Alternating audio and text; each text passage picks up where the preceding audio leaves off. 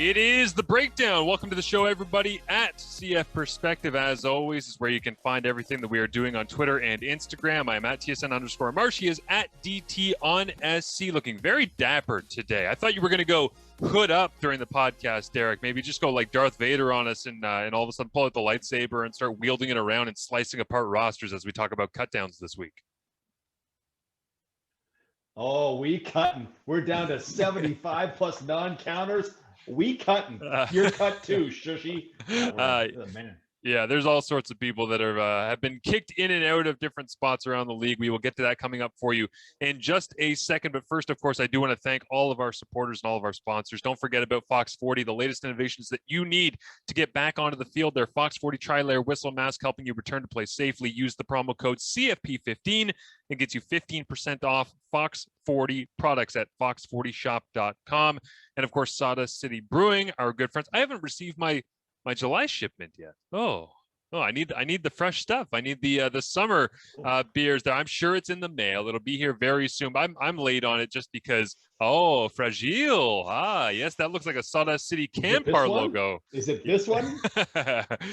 They might have sent you the goods. Did your shipment make it to my house? It might have. Yeah. It might have. Excited about that. Yeah, they are. They're good dudes out there. Sam and Jake and everybody at Sawdust City. I mean, you can use the promo code CFL because they are helping get you ready for the CFL season. It's sawdustcitybeer.com. That gets you free shipping on your first order over $100. Available to Ontario residents only unless your name is at DT on SC on Twitter and you must be of legal drinking age. All right, this week we are bouncing around and talking about a host of different topics because there's so much stuff going on in the league, which is fantastic.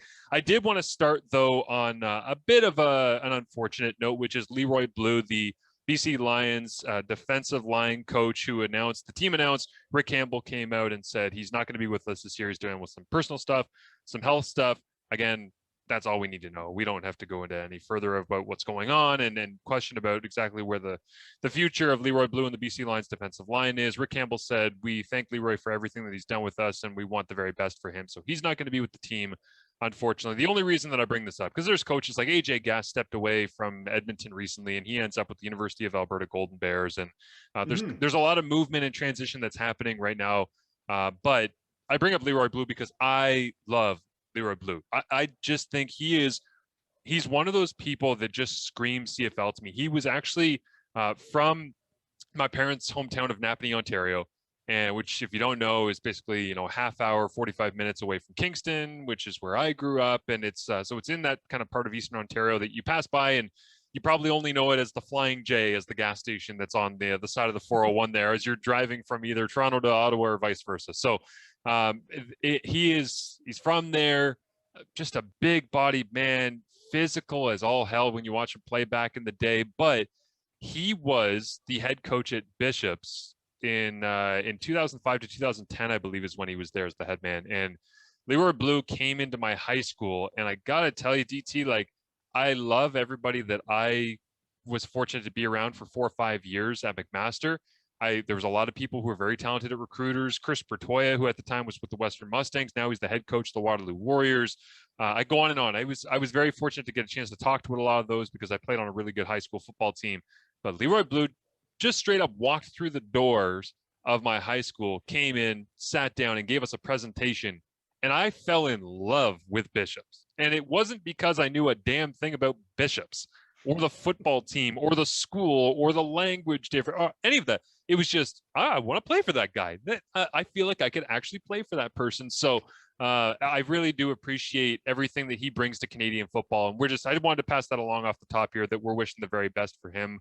That BC coaching staff is really, really talented. So they'll be able to make up without him. But it's still a quality person in the locker room that obviously Rick Campbell would love to have. Yeah, and what I didn't read the whole story, but that now puts Claudel Lewis in a bigger, perhaps more responsibility or a bigger role. And Claudel is brand new to coaching, so fantastic opportunity for him. I guess BC should be lauded for what they've done with their coaches. Honestly, Rick Campbell specifically brought in 2 young coaches and benefit in this situation where Leroy Blues, whatever they are, troubles kicked in, and they have at least some cover in that respect. Yeah, no doubt. I'm actually super pumped to see Jordan Maksimic go to work as the OC working out there in BC. I think that's going to be super fun after what he was able to accomplish in Edmonton previously. And obviously Campbell has seen something in him in that spot. But yeah, I mean, the coaching staffs are being put in a similar position, I would say, to some of the teams right now, whether it's retirements or guys that don't report to camp or injuries, all the rest of that. It's next man up, right? Regardless of whether you're a coach or a player, you have to figure out how do we move forward. And right now for BC, that's obviously what they're going to be doing. I am interested in Claudel Lewis looking at that offensive line that got just destroyed in 2019 and saying to himself going into 21, these aren't the same guys that I remember. And this might be a more difficult in practice coaching job to go up against this group, because I know from talking to you on the Sports Gauge today, you're very high on the BC lines. You like the way that they look, and it's fair because at the start of the year, we said Winnipeg, Edmonton, and maybe Hamilton would be right there. And man, there's been some losses at a variety of those teams. Yeah, and it is terrifying to say, but I mean, just by getting Riker Matthews and then getting healthy, BC's offensive line, Figueroa, Hunter Stewart, Godber, Chung, and Matthews, that's immediately, it's easily the top half of the CFL, if not the top three in the Canadian Football League. Winnipeg will be good. Montreal, maybe not as good as BC, but Montreal looks like a good crew. Saskatchewan is now dealing with an unexpected retirement and potentially a big time injury among its tackles, and Ottawa, who knows what they're going to be. But BC now, I mean, they did add one body, but less so from their own doing and more so from what's happened to the rest of the league. Now looks like their offensive line would actually rank pretty high. Yeah. And the other thing that I think is really interesting about BC, and Matt Baker's doing a great job writing on the BC Lions website and kind of giving camp reports, as is Mike Hogan, so many other people across the league covering the team internally or externally. But the thing that I found interesting is when I brought up Lucky Whitehead as being one of my main interesting scores of free agency, you're like, I don't really see it. And I don't blame you, because I'm with you. The numbers that you and I look at don't really bear out that Lucky Whitehead deserves to be thought of in that way. And training camps, trust me, I know this, training camps don't mean a damn thing. Like when you see guy scores long touchdown in training camp, it's like, that's not always indicative, but sometimes you start to see some trends. And Matt Baker, every time that I read one of his articles on the BC Lions website, Lucky Whitehead is scoring a touchdown in scrimmages, in 12-on-12, in 7-on-7. He keeps just putting, Lucky ran away from another guy. Lucky ran down the sideline. Lucky ran a post. Lucky ran a corner. And I keep thinking to myself, could he actually turn into something? Like, could he actually be, because I know that we're talking about Lamar Durant being up there as a great Canadian, and obviously Brian Burnham's going to go crazy, but you're always looking for that third. And Shaq Johnson, we all assume, is going to be part of that equation as well. And but I'm just, the role of the Deron Carter play the number 2, is it going to be Dominique Rhymes, or could it be Lucky Whitehead sprinkling in as a weird dynamic piece? I don't know the answer to that. It's something that's jumped out to me in my preseason reading and research that I just keep laughing every time I read Lucky did another thing at practice, because I'm going, I mean, it might mean nothing, but it might mean something. Like you might see him week 1 against Saskatchewan and go, wow, okay, this looks like a different player than in Winnipeg, where they used him as a gadget guy and a returner.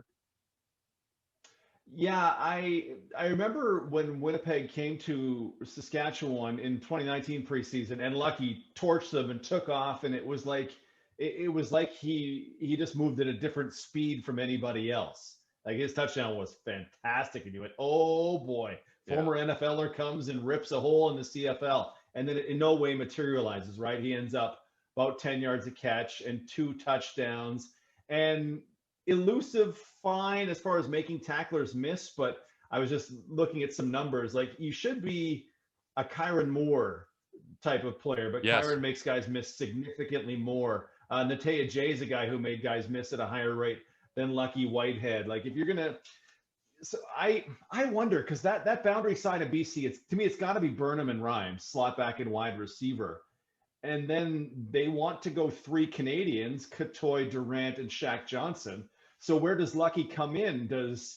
Is it one of those form where Catoy is out, or Catoy is H-back, Durant slides down, and Lucky becomes the number 2, like Kyron is in Saskatchewan? Yeah. And you can throw him, hit screens there, or have him drag. I mean, I just don't know what you do with Lucky, and I don't know what BC does with him when, to me, Burnham and Rhymes should just never leave the field, in my mind. So what do you do when your other three guys, as at best I believe, the other three guys are going to be Canadian? How do you six-man ones where you take Shaq Cooper off the field? How will they get Lucky involved is something I really want to see. Yeah, I could see them using him as like the versatile kind of secondary back, but also Chris Rainey has always played that role, right? Where he's the scat guy that's out of the backfield and he's the dangerous. So I would love to see a dual backfield where they could go Rainey and Whitehead side by side and go with a 4-receiver package. And now you're messing with linebackers and forcing them to run with speed out to the flats. And I mean, you could even run basic stuff like curl flat combos, and you can make people really get stretched horizontally with the speed that they have coming out of the backfield there. But I think the most realistic way that they would use him would be the sixth man and still bring him in. But the thing I find interesting about BC is if they are going to go with those 3 receivers to the field in Katoy, Durant, and Johnson, do they have to? Because they're also planning on going Suk Chong. They've also got great depth at linebacker. We assume it's going to be obviously 2 Canadian starters at will and Macombo and middle linebacker in Jordan Williams, who by all accounts looks like he's fantastic too. So, I mean, I've already got you up to 6 in terms of Canadian starters, and I haven't talked about defensive line at all. I've barely touched on the offensive line. Like Hunter Stewart would be your 7th. So, I mean, there's your 7, and then you're toying around with a bunch of others. So I could see them being in a spot where they actually use Lucky as a designated starter backed up by a Canadian because they have such great depth, and then they could play equal reps, or even he could play less reps as a receiver, but they just wouldn't declare it as a starter because they have that kind of flexibility. Yeah, I'm curious what they might do in the return game as well. Lucky could probably do some things in there, but yeah, they are not hurting for Canadians. Like you could legit, you wanted to put together, and you can't because of how you've drafted and the free agents you've gotten, but you could put together essentially a one Canadian defense if you really tried. Like your defensive safety is Canadian, but then you then waste the pick of Jordan Williams, and why did you bring in Bo Lacombo if you're not going to use him? Yeah. Or why is Ben Hladek in your draft list if you didn't? So yeah, that's a real good point, because I mean, this depth chart that I have right here has 9 Canadian starters, and you're probably not doing that. So yeah, that's a really nice flexibility that they'll have. But I don't want to take Durant off the field. I've never taken Burnham. Like again, Brian Burnham, you can have him when you pry him out of my cold dead hand. Dominic Rhymes is the default threat. You want to throw something down the rail, you do it to Dominic Rhymes. I've always liked Shaq Johnson. I do not agree with his social media that he's the best Canadian receiver in the CFL, because I don't think he's the best Canadian receiver on his own team, but I do like him. I like him a lot. And Katoy is such a monster. Like, that's such a big dude. You were telling the story of how big Katoy is. Oh yeah, it's when you see him field side, there's certainly a place for Lucky. Yeah, no doubt. And I just, there's some of those guys that you see field side that you realize very quickly why they are special, right? They're unique, and Katoy is certainly one of those. But aside from doing an entire BC Lions breakdown podcast here, I did want to bounce around to some of our other favorite headlines.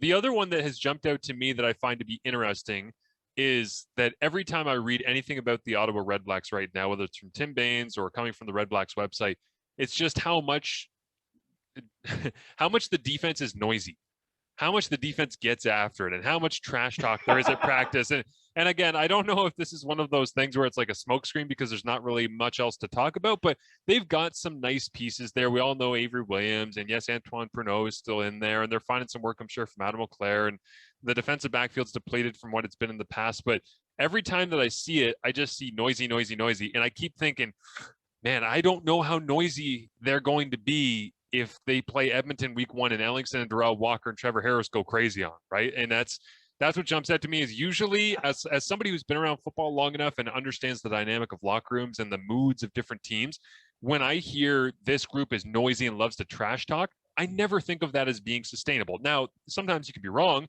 There can be Swaggerville, like in Winnipeg back in 2011, right? Where that's a group that just never shut up because Odo Wills wasn't going to be quiet. And they fed off of that the entire year, and they had success with it. But a lot of the time, when that's the thing that's leading the conversation, and it's not, oh my God, what are you going to do to run the ball against Willie Jefferson, Jackson Jeffcoat, and Adam Bighill? Those are the things that make defenses. The talk, I love Mike Benavides as much as you do. I'm just really interested to see what that group actually looks like because, man, does Edmonton ever give them a crazy challenge in week 1. Yeah. Didn't Swaggerville start the season like 8-1? Yeah. Like you gotta have talent. You can have all the talk and you can have all the swagger. You gotta have the talent, or you're gonna get turfed by 35 by Edmonton in week 1, and then who's talking then? Honestly, I was going through it because I've just been considering over under win totals for every team so far. Ottawa's is set at 3.5, so I go through their schedule, and they honestly, they're Edmonton. They get mashed at Edmonton in week 1 in my mind. They have a bye. They come to Saskatchewan. Oof. I've called it guaranteed win night for the Riders. Foot and mouth, we'll see. We'll see what August 21st brings. But then home to BC, home to Montreal, at BC. If they are not 2-3, it's the longest season ever because their schedule gets brutal after that, including they have one of those weeks where they play twice, and that is not a recipe for success. They're at Toronto and home to Montreal. And I would think Ottawa at home to Montreal, okay, winnable. When it's the second game in like 5 days, no, that's got to be brutal to try to play that. This is so exciting. I can't even picture that. This is so exciting, though, DT, that a month from today is guaranteed win night for the Riders. It might be foot and mouth night, but it's definitely guaranteed win night for the Riders. We're a month away from that. That means by that point we'll be 3 weeks in. So in 2019, I was projecting the season, and I was on the radio with Luke Mullender, and he's like, nobody's saying Ottawa is going to be terrible. And I said to him live on the air, because we recorded it, and I said, really? Dead ass last. Ottawa will be in last place. Fast forward to week 2, they beat Calgary, throwing 4 interceptions. They still beat Calgary, and they hammered the Riders to go 2-0. And you can imagine me slinking out of Lansdowne with the 0-2 Riders and the 2-0 Red Blacks, who I said would be the worst team in the CFL. Like, do I not know anything about football? Am I blind? Am I oblivious to everything happening here? And then they justified it by going 1-15 down the stretch. Yes. But those moments, right? We say things but we don't really know how it's going to happen. But you got to just go with what you believe, and I believe Ottawa will be rough. That is under 3.5, by the way, under. There you go. Take the under. That's why I love football, though, is as much as I love to analyze it, and I do love to be right about these things. I think there's no shame in that, because when you put the work in and you get something right, you're like, yeah, I trust what I saw. I put the work in. But I also kind of love being wrong sometimes, because I went into that Ottawa-Saskatchewan game saying, oh my God, this is the worst quarterback matchup that we're going to see the entire year. Fajardo and Davis are just atrocious. I said that all week on Hamilton radio. I'm like, yikes, this is going to be, at least they have the Thursday night concert series, because this is going to be a bad offensive game. And then apparently they both took a bunch of Michael's secret stuff from the original Space Jam, and they were dropping dimes left, right, and center, and it was unbelievable. But to hear you slinking out of TE Place in Ottawa reminds me of the 2018 Eastern Final, when we went in there with June Jones, and I was calling games for the Ticats, and Jeremiah Masoli was all fired up, and they went in, and pregame I went on TSN 1200 in Ottawa, and I said to their pregame show, like, hey, good Masoli, bad Masoli, whatever you want to say, if that guy comes to play, they've got a chance no matter what. Well, sure enough, he goes out and throws 3 of the worst, all 3 of them, the worst interceptions he would have had the entire year. And in the post-game show, we wrap up, and I take my headset off. And as I'm doing so, I'm like, well, it's a crazy season. Thanks, everybody, and we'll talk to you next year. Bye. Go to take my headset off, and as I rip it off, I look in the booth next to me. Lever Sage from TSN 1200 Ottawa is banging on the glass and laughing and just pointing at me and just, you're an idiot. You are an idiot. You don't know what you're talking. Masoli, good Masoli. Are you out of your mind? And I was like, okay, I wasn't campaigning for the guy. I was just making the case on radio that if he was going to give them a chance, that he would have to make some pretty great throws, which he very clearly did not that day. But again, we've seen he's capable of a lot of other games that he's played very well in. So. Yeah, it's I feel having looked at the schedule, having looked how it's going to play out, seeing 4 games that are winnable for the Ottawa Red Blacks, I have no qualms about recommending to folks that they wager the under 3.5. Just 2022 can be better. right? Yeah. There was the expansion year. They were atrocious. The next year, they're Grey Cup contenders. So next year can be so much better because this year ain't going to be much. Mark the tape on this day, 11 minutes in. I don't know what time it is, but All under right. three So and a half. we are going to get into our most surprising, most interesting cuts thus far, but I wanted to kick this off with my least surprising cut. Least surprising, okay? And you might say, "Oh, wow, is Marshall about to slander somebody because you think that they're trash and they don't deserve to be in the league?" No, this is the complete opposite. Yeah. Tyler Crapina gets let go by the Montreal Alouettes. Now, I played university football with TC. I lived with him in second year. Great dude. Know his family, all the rest. He gets drafted by Calgary. Well, they've got Rob Maver and Rennie Paredes. You ain't getting on the field there. So he was drafted as property. Then he gets flipped over to Saskatchewan. He ends up playing there for 3 years. Then he ends up getting moved on to Toronto. Then he ends up getting traded for Boris Beattie in the offseason, I believe, where he goes to Montreal. And then Montreal brings in Matt Mengel. They bring in an Aussie, I believe. They bring in Felix Menard-Briere. And this is why I say it's the least surprising cut that has happened in the first round of cuts here that are happening in the CFL. Did you ever for a second, Derek, based on everything we have seen from Danny Machocha, think that he was going to keep the kicker who his Montreal Carabins blocked the field goal of Tyler Crapina at the end of the 2014 Vanier Cup? Was he ever going to keep him over Felix Menard-Briere, his kicker, who he recruited from Montreal, as he's recruiting endless amounts of Montreal Carabins and French Canadians? So when I saw Tyler in this camp, I'm like, I don't know how the hell he makes this roster. None of this makes sense. He is up against so many different aspects more than just kicking in this spot. And as soon as he got let go, I'm going, okay, well, like, who needs a kicker in this spot? Well, Winnipeg doesn't need a kicker, but Mark Leggio is OUA All-Star and all these records and point production and all the rest for the Western Mustangs and highly touted, and he's the only guy in camp. And I read, I believe, from Ed Tate earlier on in training camp, who again does a great job writing for the Blue Bombers website. And Ed wrote that they didn't feel the need to bring in competition for Leggio because they just wanted him to be himself and to just earn the job. Well, screw that, because in comes Tyler Crapina, who, if Mark Leggio was, the most recent guy who was the OUA All-Star and could nail every kick and all the rest, Tyler Crapina was exactly that same person 5 years ago. So to me, this is O'Shea and the Bombers deciding alongside everybody else in the organization at the higher ups, whether it be all the way up to Wade Miller, who knows a hell of a lot about special teams, or, everybody else that's there, the idea of, let's bring in these two that have set all these records, made all these kicks, and have all this talent, and let's pit them against each other, and maybe it's best man wins at this point, or maybe it's we keep one, we PR another, we tell a guy to stay close in case something happens and we want to swap out because Leggio doesn't end up making it the way that we think that he can, and we have a reliable backup, or vice versa. It's just, it was my most predictable cut, but it was also one where as soon as he got cut, I'm like, he ain't going to be cut for long. Like, there's going to be somebody, and then Winnipeg signs him, and I went, okay, I think I can understand from the outside looking in what the dynamic is here. Yeah, Leggio's an interesting one.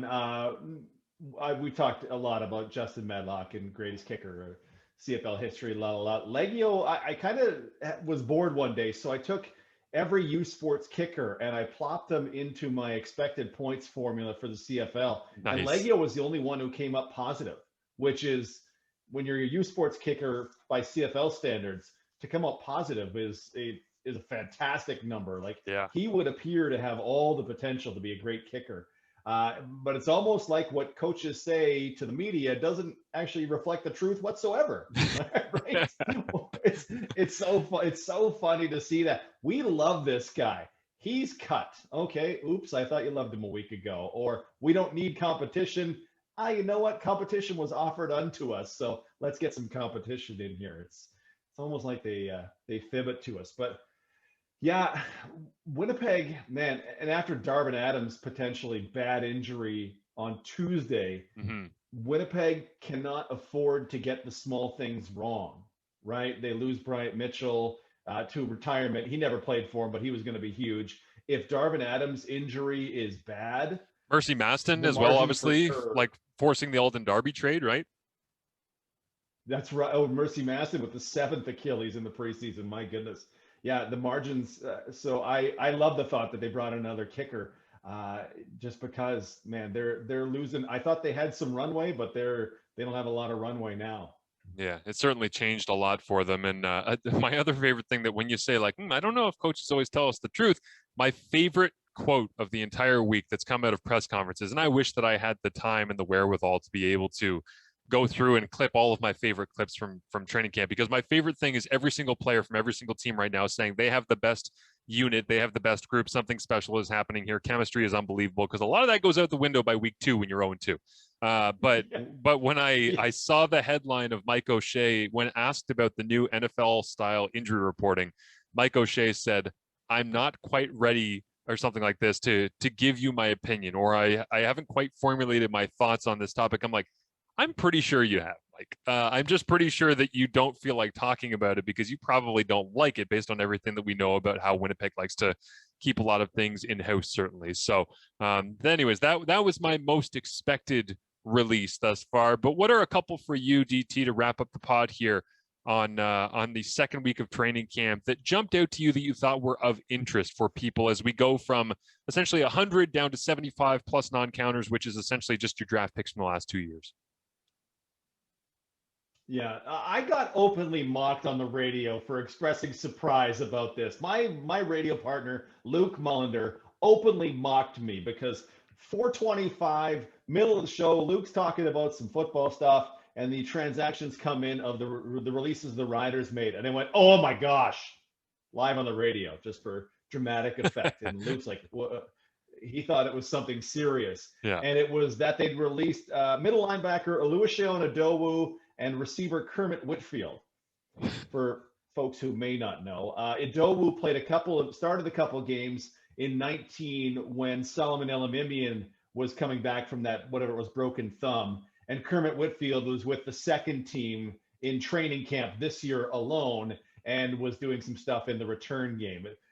Neither one is going to rumble the league at all, but I just did not expect those to be two names that go as the Riders trim their roster to 88. Like they have, I think, 13 non-counters. So 88, I was like, Idowu, one, he's a great interview. So obviously I love him in radio.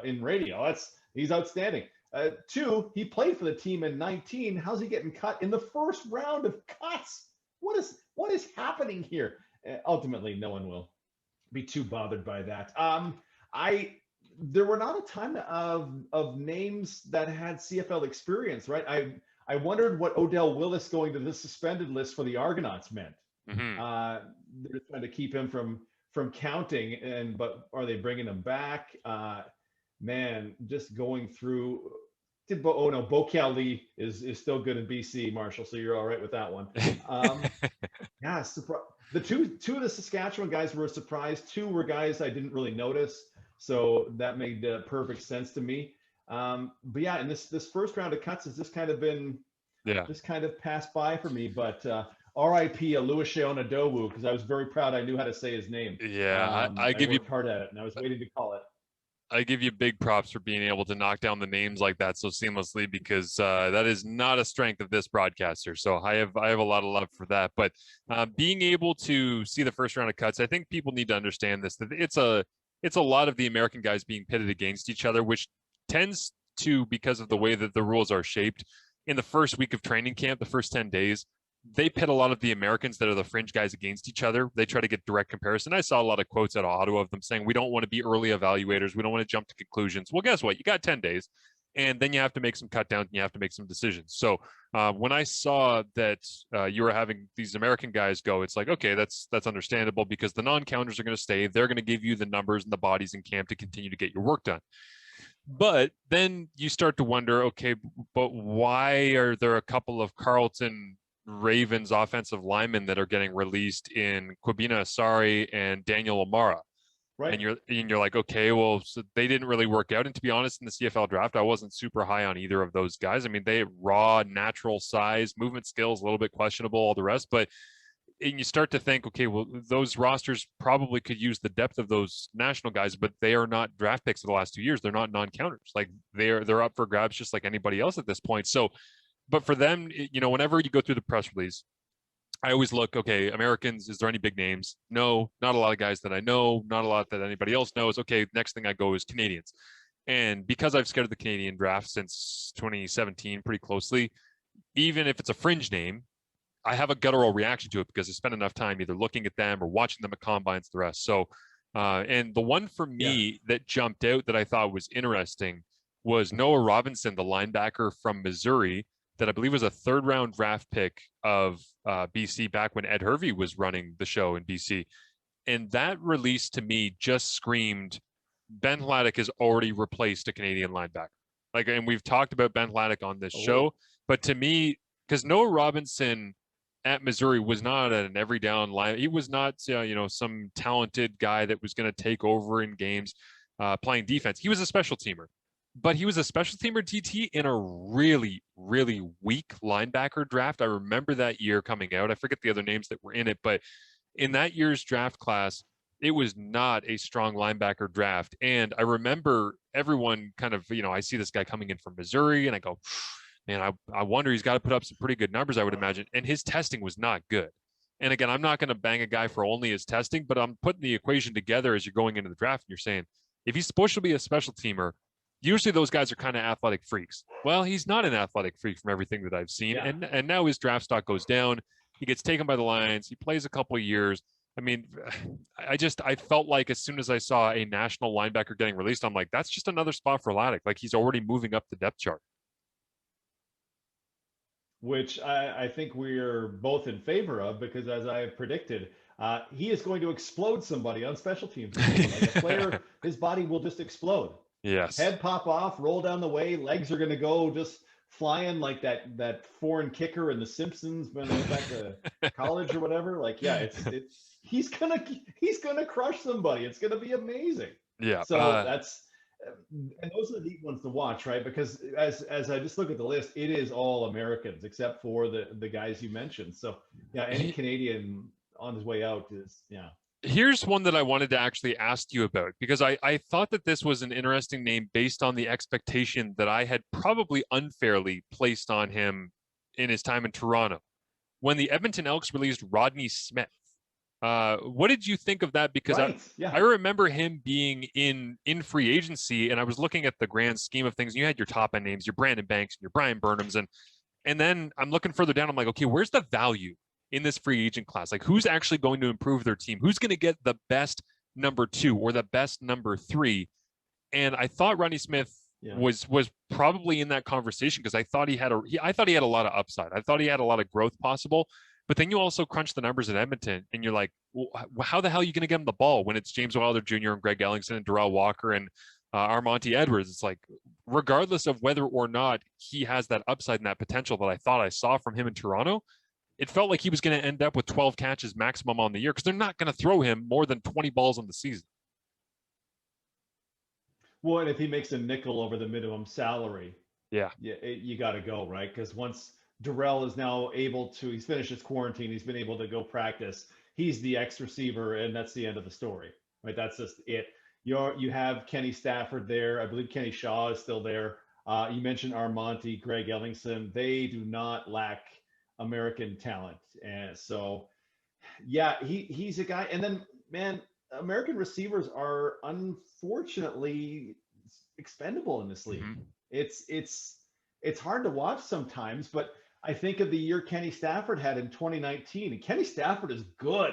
Yeah. But he gets traded from Edmonton to Saskatchewan for Christian Jones.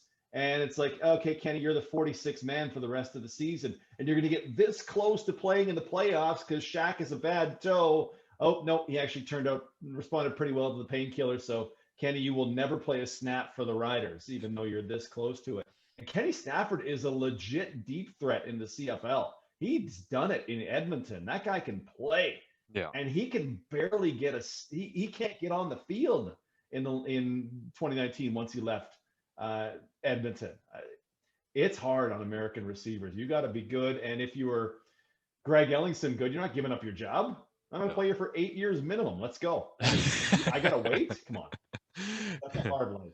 Yeah, it is. It's such a tough way to make a living in that spot, and being a fringe guy and wanting to get out there on the field. But the last thing I want to ask you about here before we wrap is what do you think is the plan in Saskatchewan at middle linebacker? Because I know that we talked about Ado there, and I think a lot of people, the shock of the four Achilles injuries was kind of overwhelming. And then the story faded because there was so much other news spinning around. But the reality remains in Saskatchewan, that's a really good football team. And I'm not saying that because DT's on, and DT's not saying it because he's DT.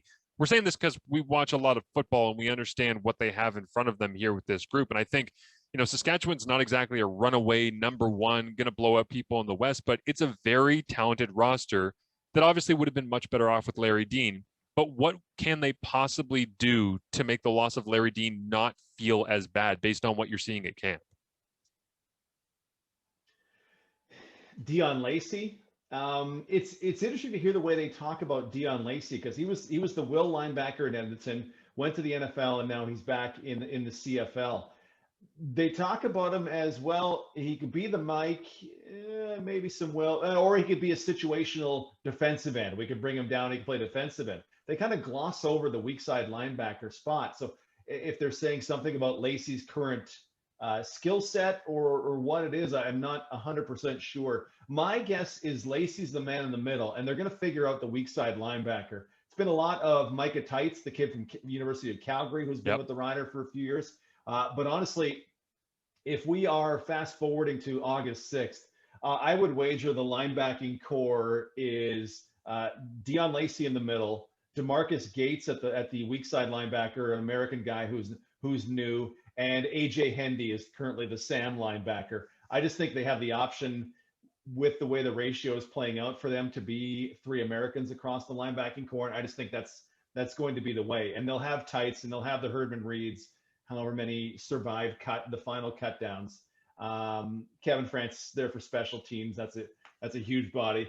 I think Lacy is going to be the man in the middle. I think that's just the best and probably the easiest way to go, except we're about to get a look at Gary Johnson Jr. I'm just putting this name on the radar, and if it turns out to be something cool, and if it doesn't, people can forget. What are we? Oh, there we go. The camera's up.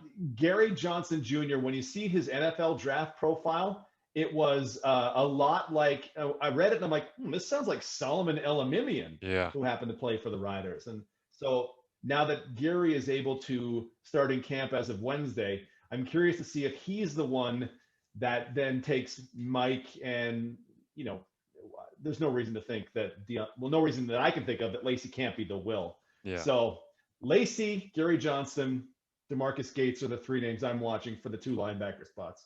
I am correct in throwing up the U for Gary, right? I did have that correct, because I believe that I saw that he was a former University of Miami star linebacker from some report that was out there. But I have great respect. I thought it was Texas. Oh, is it? Maybe I have the wrong guy. UT, baby. Oh, who's the guy from the University of Miami that they signed? UT. I threw up the U for the wrong person. Way to go. Yeah, we can't do horns down, by the way. Did you hear about that? The Big 12 has outlawed the Big 12 outlawed horns down from Oklahoma players. You're not allowed to do it to other players at the University of Texas because it'll be unsportsmanlike, but apparently you're allowed to do it to the stands, which how that works, I'm not quite sure, because North Carolina, the Tar Heels, they do the same thing to the U. They do the U upside down. So now the ACC needs to step in because there has been precedent set there, Taylor. Why do officials in any sport give a flip about any of this? Anything short of teabagging should be just fine in men's sports. You want to lip a guy off? Cool. If you dunk on a dude, boom, you score a touchdown over a DB, you should get at least 12 free seconds to go tell him how bad he is at his chosen lifestyle, and he should get another job. I think that would just liven things up. You want revenue streams? Let guys. I'll pay you $50 if you let me tell Shaq Evans what he says to the first defensive back he burns for a touchdown. Boom, revenue. I would love. I'm so tempted to just name this podcast "The Breakdown Teabagging Allowance," because that feels like that get some unnecessary clicks. The people go, "What the hell did they talk about this week?" Before we go, as we've been covering Ryder Camp for 10 days, the feeling has just gotten worse. Of Cyrus Kawanja retires, Taron Vaughn, the tackle shoulder might be worse than expected. Oh my goodness, what's happening with the offensive line? What's happening with the defensive line and the linebackers? And oh my gosh, as you see the Riders right now, one of the over/under totals for the Riders for wins in the 14-game season is 8.5. Do you have a firm feeling either way on over/under 8.5 wins? A firm no, because I think the West is so competitive, and I really don't know which direction it's going to end up going. I think very highly of Edmonton, just because I think that with Elizondo there, they can play with anybody with those skill position guys, and they seem like they've stayed relatively healthy outside of some of the offensive line. But they've also got like Thomas Jack Cardilla that was drafted by them. They've got Matthew Betts and Kwaku Boateng giving them ratio depth flying off the edge. Like they've got some really nice parts, I think, on that team that when you add them up, you go, I think they're gonna, like, if you were giving me 8.5 for Edmonton or Saskatchewan confidence level and who has more, I would say Edmonton. If you were saying the same thing with Calgary, I'd say Saskatchewan, right? Like I would take at this point, for me, the great question marks are BC and Winnipeg, because I don't know what they're going to look like, because there's turnover in coaching staffs. There's turnover in some important parts, obviously, with Winnipeg and their offensive skill position players that are going to be a little bit different. And how much can Andrew Harris continue to be Andrew Harris and all the rest? So I know it's a long-winded, big picture kind of answer to that, but yeah, I think Saskatchewan is very well planted to take a run at 9-10 wins, but I also think they could end up at 6, get into the playoffs, and be as competitive as anybody. Like it's one of those years where there's somewhere for me between, I don't want to say 6 feels low. I would say there's somewhere between 7 and 10. And it's, again, I think at the end of the year, you're going to have 3, maybe 4 teams from the West that are going to be between 7 and 10. And it's going to come down to head-to-head and point spreads and crossovers and all that kind of stuff. It's interesting because the current tone, not within the team, but around the team, observers of the team, is more like 6 as opposed to 10. It's just, there's... And perhaps it's because we're seeing too much of it and we're able to dance, poke at it for 2 hours a day. But the current feeling is, oh, there's some real flaws here, unfortunately, and it could be quite a long season. Certainly hope that's not the case, because as we see, every other team, save for Edmonton, is now, oh, it could be a long season. If Darvin Adams isn't there, it could be a long season in Winnipeg. If Calgary doesn't get better players, Calgary does not look great. Long season. BC, long season. I wonder if, I wonder if we're gonna, when we're used to a super-powered West, I wonder if we end up with a equally mediocre teams West division apart from the Elks. Because just for comparison, the Elks over/under is 5, and bettors have hammered that to the point where it's just unbettable now. Someone thought it was a good idea to set that line at 5 wins. I think Edmonton's a 10-win football team. That one's over by October 1st. If we were doing wins above replacement as a baseball stat and giving that to people in the Canadian Football League, Greg Ellingston and Trevor Harris are worth 5 wins themselves. So yeah, like you could dress up the rest of the team in the Pee Wee football uniforms, and I think Trevor Harris and Greg Ellingson would score enough points in 5 games to be able to get you up there. And then you add in Darrell Walker and the offensive line evolving and all the rest. So yeah, they look like they're going to be in a pretty good spot. And as you listen to us today, my friends, we are just 15 days away from getting to kickoff between Hamilton and Winnipeg. And of course, it's going to be a fast and furious weekend. It's going to be a game on Friday as well, and then a doubleheader on Saturday of that opening week, which you can listen to Derek Taylor on 620 CKRM. Call the action for the Riders against the BC Lions. Very excited for that. To get yourself ready for the CFL season, use that promo code on sawdustcitybeer.com. CFL gets you the free shipping on the orders over $100, of course, in Ontario, legal drinking age. And if you're going back and playing some football soon, or you want some whistles, maybe going out on the water for your boating in the summer. What the hell? Why not? Get a whistle for yourself. You get your aquatic stuff from fox40shop.com. CFP15 at checkout is how you can do that as well. We will be back next week with another edition of The Breakdown for you here as we continue to bounce around the headlines of the Canadian Football League. When we talk next week, we will be just about 2 days away from final cut downs as we head into the start of the season. And the show after that, smack in the middle of week one, which being able to say week one, it feels very, very good. So we're looking forward to bringing that to you. DT, thank you, man. Appreciate it. Thanks, brother.